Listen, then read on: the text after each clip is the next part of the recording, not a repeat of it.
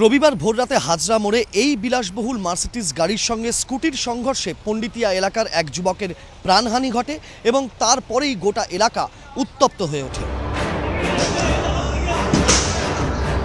বিলাসবহুল আবাসনের ভেতরে ঢুকে তাণ্ডব, গুড়িয়ে দেওয়া হয় ৭৮টি দামি গাড়ি, তছনছ করা হয় আবাসনের রিসেপশন।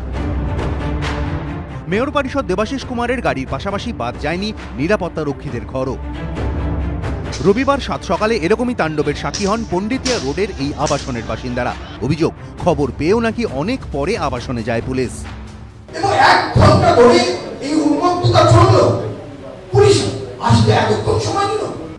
যদিও লেক থানার তরফে দাবি করা হয়েছে, রবিবার সকাল ৮টা ১৫ নাগাদ আবাসন থেকে ফোন এসেছিল।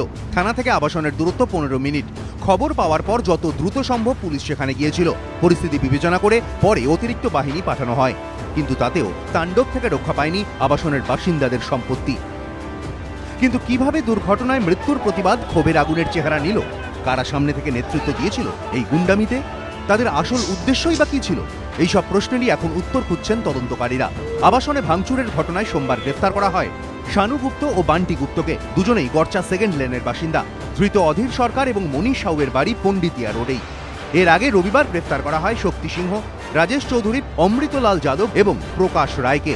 ধৃতদের বিরুদ্ধে অনধিকার প্রবেশ, হুমকি, সরকারি সম্পত্তি নষ্টের অভিযোগ সহ একাধিক জামিন অযোগ্য ধারায় মামলা রুজু হয়েছে। পুলিশ সূত্রে খবর, তদন্তে উঠে এসেছে চাঞ্চল্যকর তথ্য। এই ঘাতক গাড়ির নাম্বার হচ্ছে WB02AG6911। এই শেষ 4টি সংখ্যা সম্বলিত নাম্বার প্লেটের অন্য একটি গাড়ি পণ্ডিতিয়ার ওই আবাসনে ছিল, এমনটাই পুলিশ ও স্থানীয় সূত্রে জানা গিয়েছে। এরপরই উন্মত্ত অবস্থায় আবাসনের পার্কিং লটে ঝাঁপিয়ে পড়ে 100 থেকে 150 জন। প্রতিবাদের নামে চলে গুন্ডামি। একটি গাড়ি দুর্ঘটনা ঘটালেও ভাঙচুর করা হয় ৭৮টি গাড়িতে, যেগুলির সঙ্গে দুর্ঘটনার কোনো সম্পর্কই ছিল না।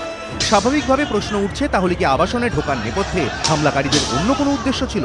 সেই কারণেই কি দুর্ঘটনায় মৃত্যুকে ঢাল হিসেবে খাড়া করা হয়েছিল, যাতে বিষয়টিকে জনরোষের তকমা দেওয়া যায়?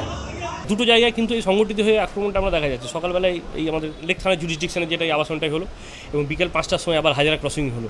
তো এইটার পিছনে অ্যাকচুয়াল মোটিভটা কী? ওইটারই কি আউটবাস্ট? এই মোটিভটা বলার জন্য সেই লোকটাকেই লাগবে যে লোকটা আমাকে ওই ঘটনা ঘটালো, যে অ্যাকিউজ, যে ওখানে করছে সমস্যাটা।